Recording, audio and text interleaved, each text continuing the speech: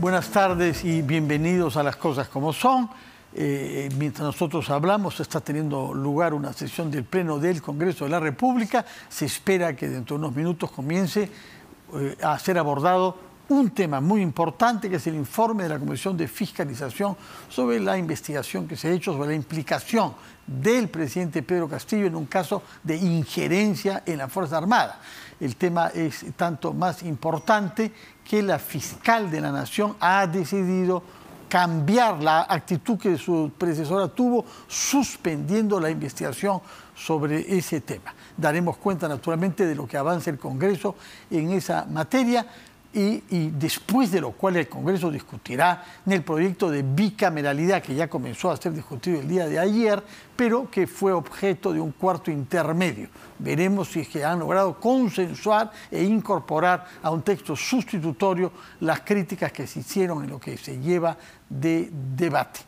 Vamos a tomar contacto en primer lugar con el abogado Benji Espinosa, que es el abogado del presidente Pedro Castillo, para que reaccione ante los dos hechos que el día de hoy tienen que ver con los asuntos judiciales y de investigación a su patrocinado Pedro Castillo. Señor Espinosa, buenas tardes y bienvenido a Las Cosas Como Son.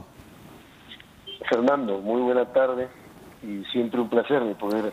Muchas gracias. Queremos conocer su reacción ante el anuncio hecho por la fiscal de la Nación, señora Patricia Benavides, respecto a que no queda suspendida la investigación que se hace al presidente por el caso de la injerencia presunta en procedimientos de ascensos en las Fuerzas Armadas. Díganos su punto de vista sobre esta materia. Hemos presentado, Fernando, un pedido de nulidad absoluta, pero debo aclarar, la nulidad absoluta no es porque esperamos que la Fiscalía nos dé la razón, es porque la jurisprudencia obliga presentar una nulidad antes de ir a llevar la discusión ante el juez. Lo que buscamos en realidad es la tutela, esa es la acción inmediata. La inmediata es la nulidad porque consideramos que ha habido una violación de la cosa decidida cuando hay una decisión de la Fiscalía de la Nación, que es institucional. No interesa el nombre de las personas que están, interesa la institución.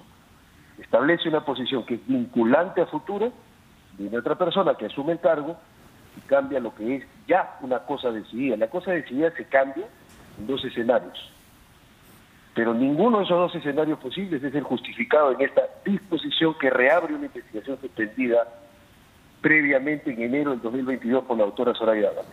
Bueno, dos argumentos entonces: nulidad por una parte, está reclamando, y por otra parte que se respete la cosa decidida, que es lo que decidió la señora Zoraida Ábalos. Respecto de la nulidad, ¿cuál es el argumento para solicitarla? En primer lugar, como anuncié, la cosa decidida es una expresión del ne bis in idem. Una persona no puede ser investigada dos veces por lo mismo, y hay un pronunciamiento de suspensión que significa clausura. Si nos atenemos al tenor de lo decidido en enero del 2022 por la doctora Soraya Ábalos, a través de la disposición fiscal número 2, lo que estableció es que el presidente de la República, mientras dure su mandato, mientras esté ejerciendo como presidente, no puede ser investigado, porque eso es lo que manda el artículo 110. ¿No puede ser investigado? ¿Eso es lo que dice? ¿Es el tenor? Eso es lo que dice. ¿No se estará confundiendo con la expresión acusado? ¿Qué es lo que el artículo dice? ¿Acusado o investigado? Fernando, ¿tiene la disposición fiscal 2 a la mano? La tengo en la memoria. Ya. Entonces, si la tienes en la memoria, puedes caer en cuenta que lo que yo estoy diciendo es correcto. ¿Qué cosa? La doctora Zoraida Ábalos dijo que el artículo 117 prohíbe, y cito también de memoria, literalmente cito, dice: ninguna relación jurídica procesal válida puede abrirse contra el presidente, lo que significa prohibir acusación y prohibir investigación. Pero un momentito, ella la abrió. Lo que usted dice contradice los hechos, puesto que ella abrió la investigación y la suspendió, pero la abrió. ¿Y por qué cree que la suspendió? Pero no es lo mismo que usted ha dicho, porque lo que nos ha dicho usted es que no se puede abrir. Y eso es lo que ella precisamente hizo. La gran novedad de Zoraida Ábalos, el paso que ella dio, es abrir una investigación. Luego consideró que se debía ser suspendida hasta que terminara su mandato, pero abierta quedó y suspendida. Abierta no, y te voy a explicar por qué. Eso es una nomenclatura. Si hubiese sido abierta y hubiese quedado abierta, se hubiesen realizado pesquisas sin licencia. Y nada de eso hubo. En el acto que abre, suspende, porque la doctora Zoraida Ábalos era consciente de que el precepto constitucional contenido en el artículo 117 interdicta, proscribe esa posibilidad.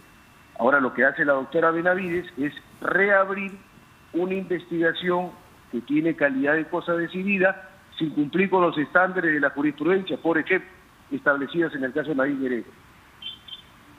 Ahora, llama la atención que usted invoque ahora la cosa decidida, pese a que la fiscal Benavides había tomado ya una decisión en ese sentido sobre otra causa, que no mereció de su parte la misma reacción que está teniendo ahora. Fernando, lamento corregirte, porque no ha habido ninguna decisión de la doctora Benavides reabriendo una investigación. Esta es la primera. En el caso Tarata, ella no fue la que abre investigación, abre el doctor Pablo Sánchez. Pablo Sánchez, sí, pero en fin, pero el tema es el mismo.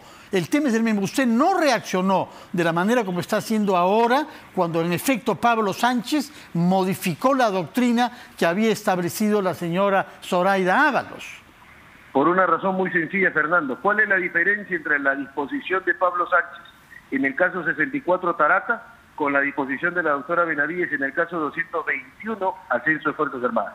La diferencia es que el doctor Pablo Sánchez sobre Tarata incorpora al presidente como una novedad.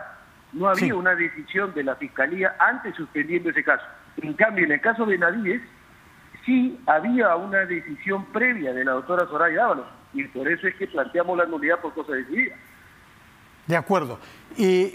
¿Cuál es el calendario que usted prevé para que se absuelvan estas dos diligencias que usted ha lanzado?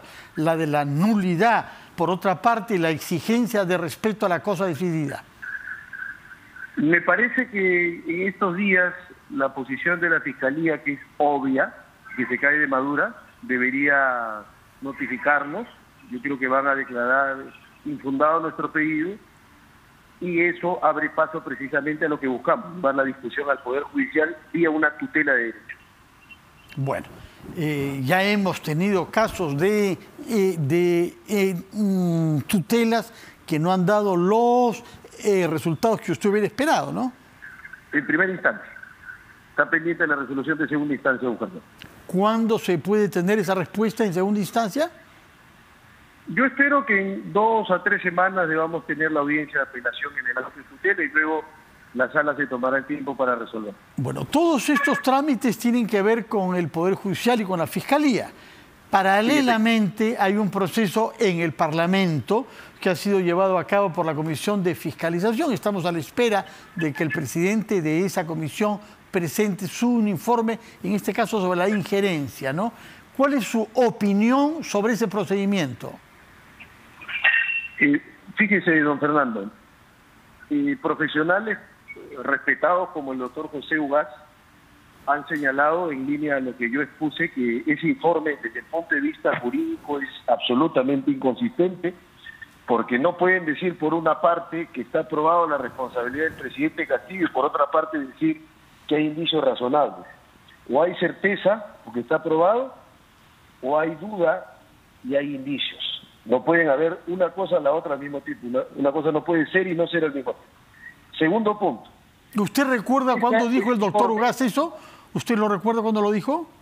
Sí, hace un par de semanas lo dijo el doctor José Ugaz, señalando que esa era una inconsistencia del Pero informe. no había Ventura. el informe todavía Ventura. ¿No se estará usted confundiendo? Disculpe que haga la pregunta sobre lo que el doctor Ugaz dijo acá en este programa hace efectivamente 2 semanas sobre otro tema, sobre el informe Merino, hecho por el congresista Cavero. Esos son los argumentos que él usó sobre ese informe. Que yo sepa, no se ha pronunciado todavía sobre el informe Ventura por la razón simple de que no se conocía todavía hace 2 semanas.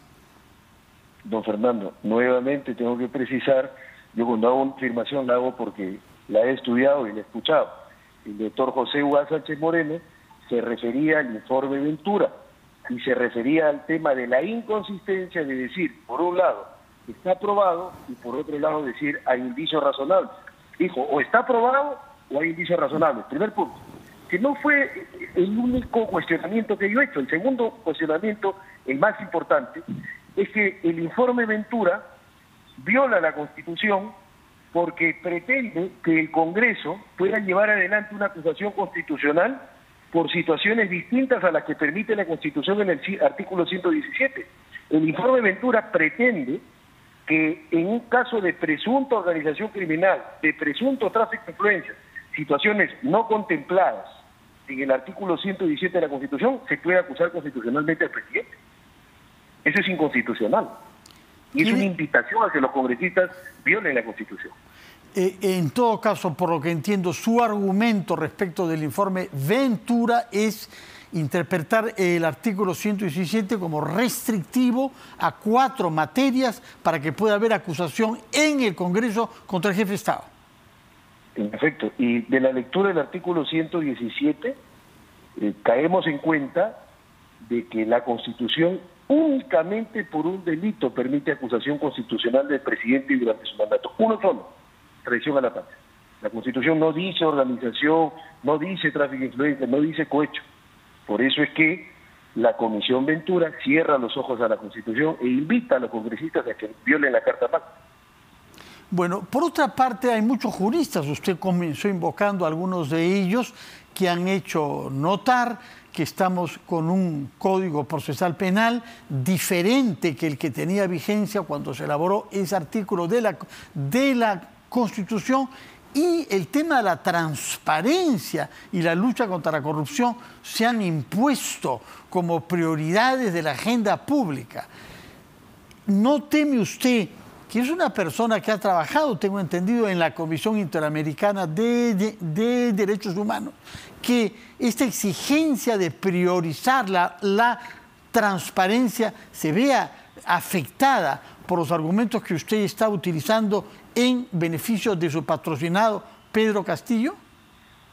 De ninguna manera, porque yo recuerdo mucho un caso que marcó mi formación en la Corte Interamericana de Derechos Humanos en la estancia que estuve en San José, que fue una gran experiencia en mi formación profesional. Un caso, el caso Fermín Ramírez contra Guatemala, donde la Corte Interamericana dijo, más allá de las coyunturas, las circunstancias, tiene que respetarse la seguridad jurídica y el derecho constitucional, la ciencia jurídica vigente. Lo que la Constitución dice es que el presidente solo puede ser procesado durante su mandato bajo 4 causas, ninguna otra más. Acusado, ¿no? Acusado. Entonces tiene que haber, don Fernando, una reforma constitucional. Y ese es un asunto y una tarea del Congreso. De acuerdo.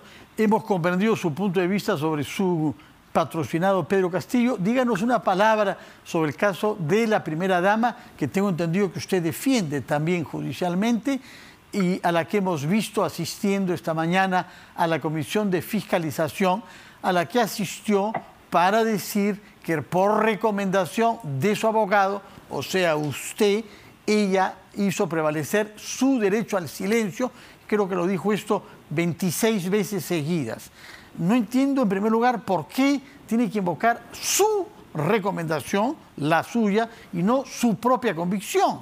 ¿Es algo que ella cree que debe hacer o está simplemente haciendo caso a las recomendaciones que usted le da? Por supuesto, porque el abogado da recomendaciones y el cliente es el que decide aceptarlas o no. Son recomendaciones de tipo jurídico. Y acá hay que dejar algo absolutamente claro. Ya la primera dama ha declarado ante la primera Fiscalía Sexto Despacho de Corrupción, que es el que ha iniciado investigación, el fiscal doctor Johnny Peña, contra la señorita Jennifer Paredes por el delito de tráfico de influencias. A la primera citación acudió, pudiendo haberse abstenido de rendir testimonio porque tenía a su hermana investigada, invocando las normas de 163, 165 del Código Procesal Penal, no lo hizo. Dejó de lado esas normas y dijo, voy a declarar, y declaró. Contestó a las preguntas de la Fiscalía, contestó a las preguntas de la Procuraduría. Fue a la primera citación, colaboró con la investigación. Así las cosas, ya la colaboración se hizo donde corresponde, a la Fiscalía. Frente a esta invitación del Congreso, el artículo 97 de la Constitución dice que debe comparecer, pero no es lo mismo que decir que deba declarar. Debe comparecer y la primera dama está obligada, sí, toda persona está obligada. Sí. Pero la pregunta es el argumento que da. Yo ya contesté, que veo que es un argumento que usted asume también, ya contesté a la Fiscalía. ¿Cómo podía saber ella que las preguntas que le iban a hacer son las mismas a las que ella había respondido? Mostró incluso el documento fiscal con la respuesta que ella ha dado, pero no necesariamente son las mismas preguntas. Sí, pero no son las mismas preguntas, sino son peores. Porque yo recuerdo una pregunta... Peores depende para quién. De pronto, en la búsqueda de la verdad, son mejores. Voy a ponerle un ejemplo, don Fernando. El presidente de la comisión, Héctor Ventura, le realiza una pregunta a la primera dama que estaba siendo citada para declarar por el caso Jennifer Paredes y registro de visitas. Le dice, ¿y qué opina de este boleto de Samir Villaverde? O sea, ¿de qué estamos hablando? Por favor. La citan para declarar por Jennifer Paredes y terminan hablando de Samir. ¿Qué clase de circo es ese? Circo, tampoco exageremos con lo de circo, que es un argumento que usan personas que buscan denigrar al Congreso. No esperaba eso de usted. Y sabemos el rol que Samir Villaverde juega, es omnipresente. Y lo que él sabe y lo que nos ha hecho conocer está en la base de muchas de las investigaciones que hay en curso. De manera que no es un payaso de circo, ¿no? No, he dicho el circo porque esa actuación es más propia de un circo que de un órgano que debe respetar la legalidad y la forma. Porque si a ti te citan a declarar, don Fernando, por A, no te pueden preguntar por B. Si te dicen, vas a hablar de papas, no te pueden preguntar por camotes. Entonces, si la citan por Jennifer Paredes, no tienen nada que hacer una pregunta por Samir Villaverde. Bueno. Y luego tenemos al presidente de la comisión, al señor Ventura, diciendo hay una organización familiar. Perdón. O sea, porque no declara, porque ejerce su derecho a guardar silencio, y el silencio de ninguna manera puede tomarse de manera incriminatoria o insinuar responsabilidad, el señor se despacha en una conferencia y dice que hay una organización familiar. Bueno, muchas gracias por sus respuestas, señor Espinosa, las apreciamos tanto más que sabemos que es un día agitado para usted, que tiene que dar batalla en varios frentes. Muchas gracias y muy buenas noches. Ha sido el abogado Benji Espinosa, defensor legal del presidente Pedro Castillo y de su cónyuge Lilia Paredes. Vamos a hacer una pausa, retomamos luego las cosas como son y escucharemos la opinión de dos abogados que están presentes aquí en el estudio de RPP.